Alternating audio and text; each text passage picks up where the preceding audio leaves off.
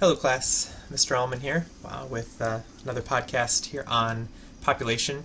This one will lead us from our study of ecosystems into the human impact on the entire biosphere. And certainly to understand why it is that humans have caused the impacts that we have on the Earth, it's important for us to understand how it is that our population has caused a lot of those problems, because the root of all of those impacts really goes back to the number of humans that there are on Earth. So when we look at human growth rate over history, the numbers of humans, it's been estimated, usually in the tens of millions as we go back for thousands of years. Certainly a number that is significantly smaller than it is today. And that number was fairly stable. If we look at the population graph here as we go across thousands of years into about 1,000 years ago, we can imagine that there would be less than 100 million people altogether on Earth at any given time. And certainly the limits for those are fairly straightforward. Things like not being able to have enough food, the effects of disease on population, not being able to have enough land available, suitable land to be able to live on. Those things all would have kept populations low. As time went on, though, humans continued to create new technological advancements that allowed the population to increase slowly over time. So being able to look at the rise of agricultural methods and of new domesticated animals that provided both labor and food for more humans. And the real switch really takes in effect at the time in the latter part of the last millennia with the rise in the Industrial Revolution and some of the technology that came about at that time, allowing people to travel to new places. So we had continents such as North America that had very few humans on them, then suddenly increasing rapidly in population size, with new lands being settled by new groups of humans.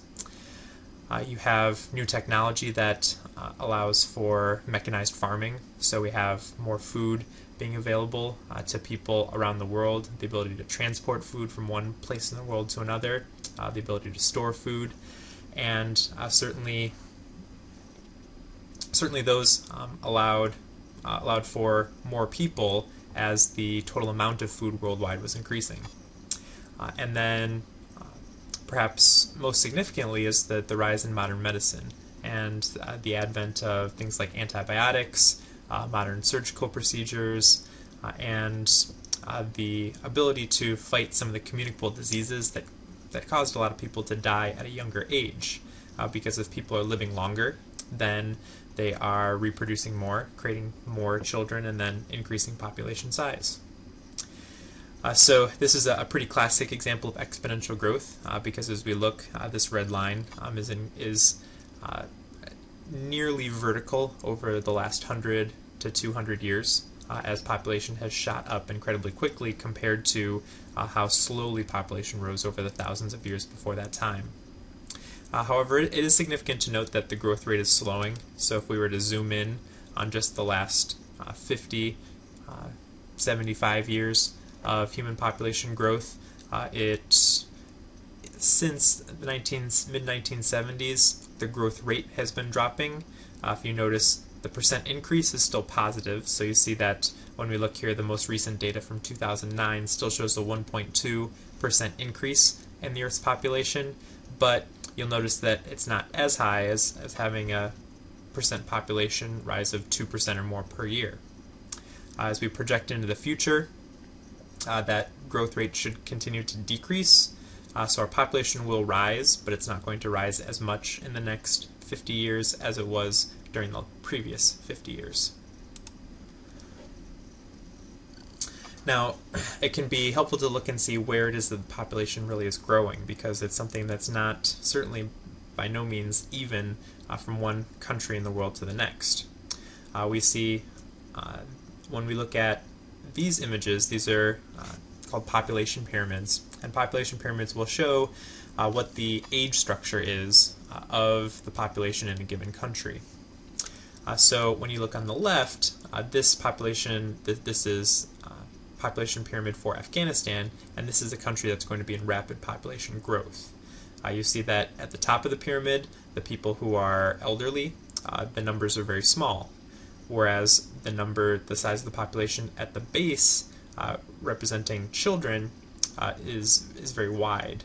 And so that means that as we go years into the future, those large populations of children, if given proper medicine, enough food, enough water, those children will grow up to be adults, and then the population will swell into the future as those large populations of kids grow up and then have kids themselves. So we could then look into the future and see growth continuing, and the total population of that country should be much larger 20, 30, 40, 50 years into the future.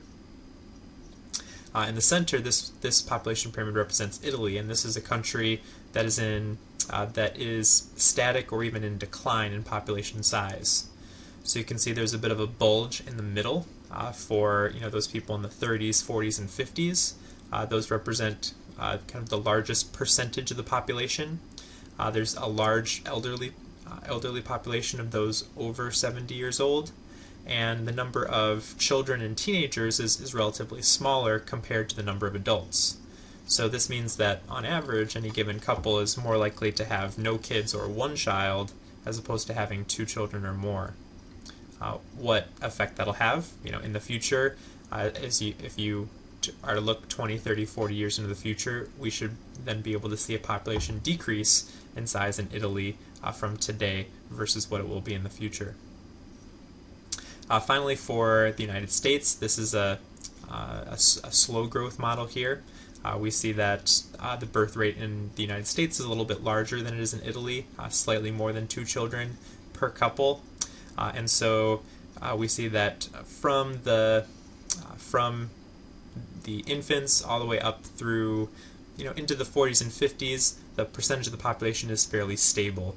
That this will probably shift as we look into the future. We'll see a larger percentage of elderly if we go 20 to 30 years in the future, as some of these people, which represent the baby boomer generation, become some of those senior citizens. But the replacement value is a little bit closer, and so we should expect that between a slightly higher birth rate and the continued immigration, that growth should continue of the population in the United States looking ahead. Now, one of the things to consider is not just how many people there are, but what is the quality of life of the people that there are that are coming into the world. So obviously, when a nation becomes industrialized, a lot of things change. When we look here on the graphic on the left, infant mortality rate, the number of infant deaths there are per 1,000 births. In an industrialized country, that number is extremely small, so there should be less than 10 babies that die per 1,000 births. In those less industrialized, those developing nations, we see that number is much higher, above 50. So as some of these countries gain access to the healthcare that's necessary in order to ensure healthier births, then we'll see that number decrease. And if there are less infants dying at birth, then that means that more of them are surviving into childhood and then into adulthood. And so we should then see a greater population growth as those medical advances decrease those deaths. Additionally, there's a difference in life expectancy overall. So the number that's approaching 80 years of age, expected life expectancy in Western European and in America, and that number is closer to the mid-60s in some of those developing countries. So again, as these countries, as they gain wealth, as they gain access to better nutrition, better healthcare, that number will continue to increase, and that also will lead to a greater increase in world population, because again, many of those children, as they grow up, if they're all living to be 80 years old as opposed to 60 years old, then that ends up being a lot more people on Earth at any given time. Now, the question this brings up, and this is some of the things that we will be covering at the end of this unit, is what's that total carrying capacity? What's the point at which, if any, that the human population is going to max out the resources that are available on Earth? Because ultimately, as living things, we need food. So how much how much total food is going to be available for us to be able to eat? We're going to need water. So how much clean, fresh water is there to be able to go around as a resource that's vitally important for life?